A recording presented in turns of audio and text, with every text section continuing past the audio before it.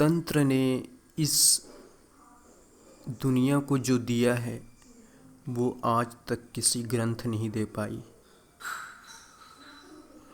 तंत्र एक ऐसी विद्या है जो हमें उस पर यकीन करने पर मजबूर कर देती है। जैसे कि एलोपैथी दवाई, हमें जब बुखार होता है तो हम एलोपैथी दवाई खाते हैं तो हमें तुरंत राहत मिल जाती है। जब हमारे सिर में दर्द होता है, पैर में दर्द होता है तो हम एलोपैथी दवाई खाते हैं तो हमें तुरंत ही राहत मिल जाता है। हमें पता चल जाता है कि हाँ, इस दवाई में कुछ है जो हमें इस दर्द से मुक्ति दे देती है। लेकिन हम उसी टाइम में अगर आयुर्वेदिक दवाई खाते हैं तो बहुत टाइम लेती है। इतना टाइम लेती है कि हम उस पर यकीन करना बंद कर देते हैं। तो यही है तंत्र। तंत्र एक एलोपैथी है।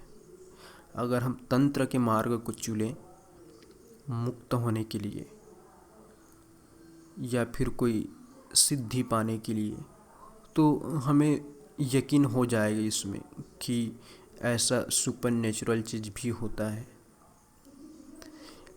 इसी कारण तंत्र की सारी जो विधि है वो इस दुनिया से छुपाई गई है। क्योंकि अगर इस तंत्र की विधि को अगर दुनिया में अगर फैला दी जाती पुस्तकों के माध्यम से, तो उसका कई लोग बहुत दुरुपयोग कर सकते थे। क्योंकि जो तंत्र की देवी है काली माँ, भैरव, वो अच्छाई और बुराई में भिन्नता नहीं करती। वो दोनों को एक ही मानती है। वो दोनों को एक ही सिक्के के दो पहलू मानती है। तो आप उनसे कोई बुरा काम करवाए या कोई अच्छा काम करवाए, वो इनमें से अच्छाई को नहीं चुनती है, वो दोनों को ही चुनती है। आप उनसे अच्छा काम करवा सकते हैं या फिर बुरा काम करवा सकते हैं, ये आपके ऊपर है। इसी कारण तंत्र को सभी मनुष्यों से छुपाया गया है। इसका बहुत ही कम पुस्तकें लिखी गई है तंत्र का। क्योंकि तंत्र एक ऐसी चीज़ है जो हमें उस परम सत्य के पास ले आती है, उस परम सत्य के पास ले आती है जिसमें अच्छाई और बुराई जाकर समाहित हो जाती है, जिसने अच्छाई और बुराई का निर्माण किया है। तंत्र एक ऐसी चीज़ है जो आपको हर चीज़ के द्वारा उस मुक्ति का मार्ग दिखलाती है। चाहे आप कोई अच्छा चीज़ करो या फिर कोई आप बुरी चीज़ करो, आप जिस भी रास्ते में हो, आप जिस भी रास्ते में खड़े हो, या आप कोई जेल में बंद हो, या फिर आप एक किसान हो, या फिर एक बिजनेसमैन हो, या फिर एक सन्यासी हो, आप कहीं भी खड़े हो, आप तंत्र का उपयोग कहीं भी कर सकते हैं। और तंत्र के अलावा जो भी विधि है उसका बस एक ही तरीके से पालन किया जा सकता है। उसका योग और व्यायाम के थ्रू हम उस परम सत्य तक पहुंच सकते हैं। लेकिन तंत्र एक ऐसी विधि है जो हम कहीं भी खड़े रहें, चाहे हम बीमार ही क्यों ना हो, चाहे हम नशा में क्यों ना हो, चाहे हमें नशा की आदत क्यों ना पड़ी हो, हम उस परम सत्य तक पहुंच सकते हैं। तंत्र हमें अच्छाई और बुराई को एक करना सिखाता है। अगर आप अच्छाई और बुराई को देखें तो इसका कोई अर्थ नहीं है। जो चीज़ आपके लिए अच्छा है वो किसी के लिए बुरा हो सकता है, जो चीज़ आपके लिए बुरा है वो किसी और के लिए अच्छा हो सकता है। जैसे कि कई लोग किसी भी आदत को इंडिया के लोग अच्छा मानते हैं और वही दूसरे देशों के लोग उसी आदत को बुरा मानते हैं। ये सब उनके रीति रिवाज, उनके सीख पर निर्भर करता है। अगर आपके माता पिता ने सिखाया कि ये चीज़ करना बुरा है तो वो आपके लिए बुरा है। लेकिन इसका सुप्रीम ट्रूथ ये नहीं है कि वो चीज़ करना सही में बुरा है। नहीं, ये तो केवल आपके माता पिता ने सिखाया। अगर आपके माता पिता ने नहीं सिखाया होता तो आप इस चीज़ को बुरा नहीं मानते। अगर आपके माता पिता ने नहीं बोला होता कि छल करना बुरा है, झूठ बोलना बुरा है, तो आप इनको बुरा नहीं मानते। आप कृष्ण को सुनेंगे तो वो पाएंगे कि अगर आप धर्म के लिए छल भी करोगे तो वो पुण्य है। तो ये बात को आपको सिरे से नकार देना चाहिए कि झूठ बोलने से या छल करने से हमें पाप होता है। नहीं, ये तो बस आपके माता पिता, आपके समाज द्वारा सिखाए गए एक छोटी सी चीज़ है। अच्छाई और बुराई तो बस एक छोटी सी चीज़ है। अगर कोई किसी का कत्ल करता है तो आप उसे बुरा नहीं बता सकते। कोई फौजी किसी को मारता है तो आप उसे ये नहीं बोल सकते कि तुम पाप कर रहे हो, तुम किसी की हत्या कर रहे हो। नहीं, ये तो उसका धर्म है ना। वो धर्म के लिए अच्छा काम कर रहा है, बुरा काम कर रहा है। अगर उसका धर्म सही है तो उस धर्म को पाने के लिए अगर वो अच्छा काम करे या फिर बुरा काम करे, उससे कोई मतलब नहीं है। बस उसका लक्ष्य एक होना चाहिए और उसका लक्ष्य वो उस परम सत्ता पे पाना होना चाहिए, उस परम सत्ता को हासिल करना होना चाहिए। हासिल करना मतलब ये नहीं कि आप उस पर जब तक कर लो, नहीं। हासिल करना मतलब उसमें आप समर्पित हो जाओ, उसमें आप इमर्ज हो जाओ, आप उसमें आप मिल जाओ, उसमें आप घुल जाओ, क्योंकि आप उसका ही स्वरूप हो। अगर आप देखोगे अपने आप को तो आप उसका ही एक अंग हो, लेकिन आप एक कीचड़ में दबे हुए हो। ये शरीर आपका कीचड़ है, तो आप खुद को कीचड़ समझ रहे हो, लेकिन आप असल में आप एक हीरे हो जो कीचड़ में दबे हुए के कारण नहीं चमक रहा है। अगर आप इस कीचड़ को धीरे धीरे हटाओगे तो आप खुद जान जाओगे कि आप उस परमात्मा के ही अंग हो। तंत्र भी हमें यही सिखाता है। अगर आप तंत्र की कोई भी विधि का पालन करेंगे तो आपको सब चीज़ को अच्छा मानना पड़ेगा, बुरा से बुरा चीज़ को भी अच्छा मानना पड़ेगा।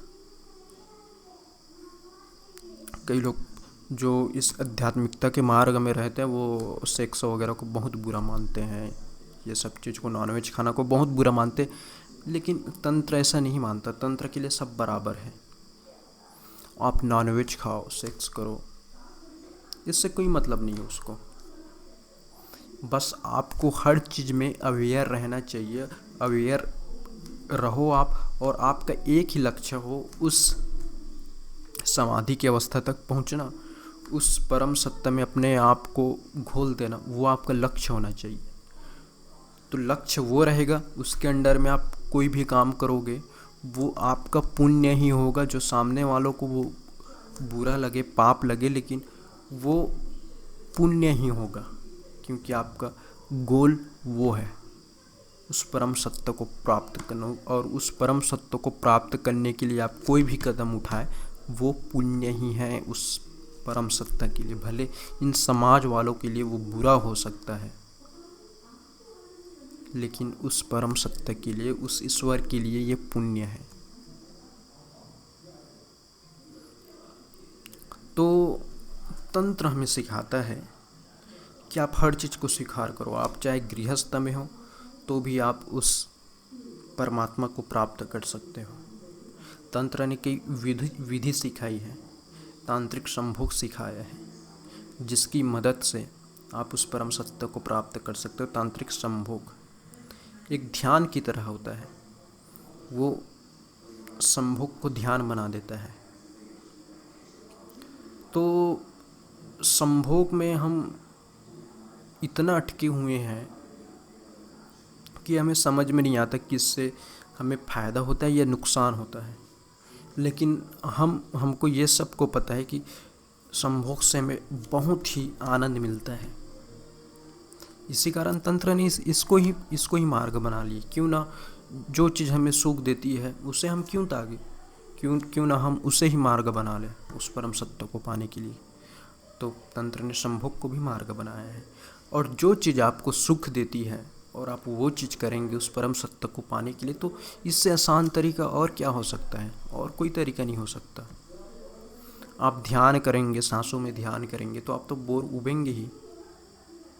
लेकिन सबको पता है कि सबको सेक्स करना पसंद होता है, मस्टरबेट करना पसंद होता है, सभी को पसंद होता है, तो उससे कोई उब नहीं सकता। हालांकि एक नपुंसक की बात अलग है, लेकिन इस चीज़ से कोई नहीं उब सकता।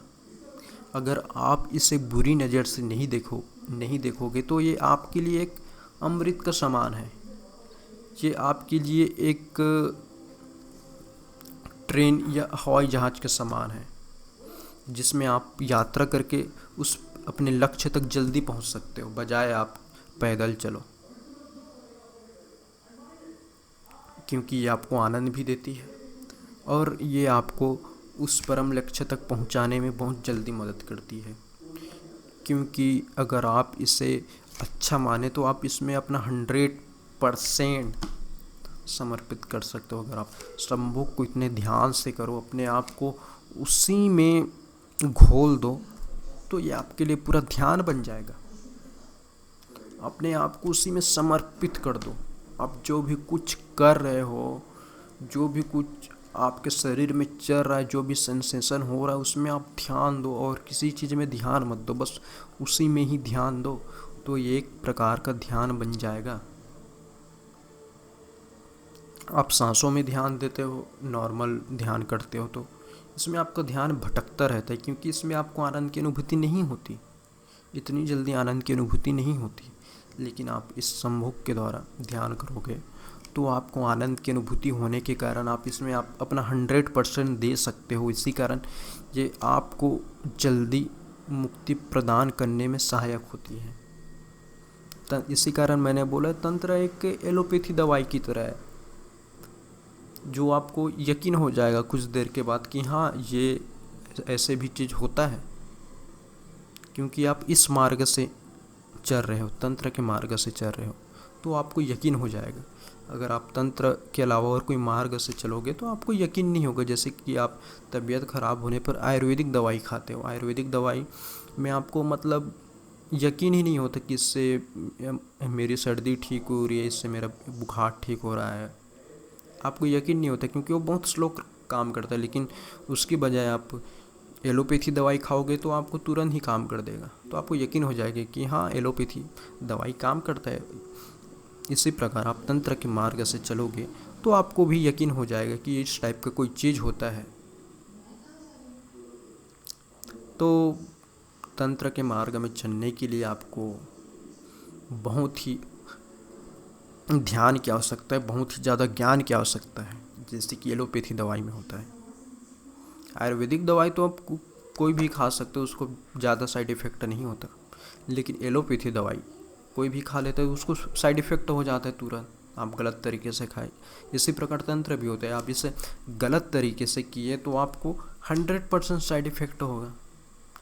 कई लोग पागल हो जाते हैं, आपने सुना होगा कुंडलिनी साइकोसिस करके, ये सब इसी का नतीजा है। वो सब गलत तरीके से इस मार्ग में चलते हैं, इसी कारण वो पागल हो जाते हैं।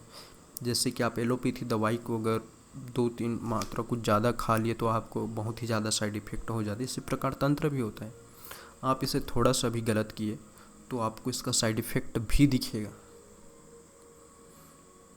तो आपको इस मार्ग में चलना है तो आप केवल पुस्तकें ही पढ़कर ही मत चले, आपको एक सच्चे गुरु के शरण में भी जाना चाहिए। अगर आप इस चैनल पर न्यू हो तो इस चैनल को सब्सक्राइब करो और इस वीडियो को शेयर करना ना भूलें।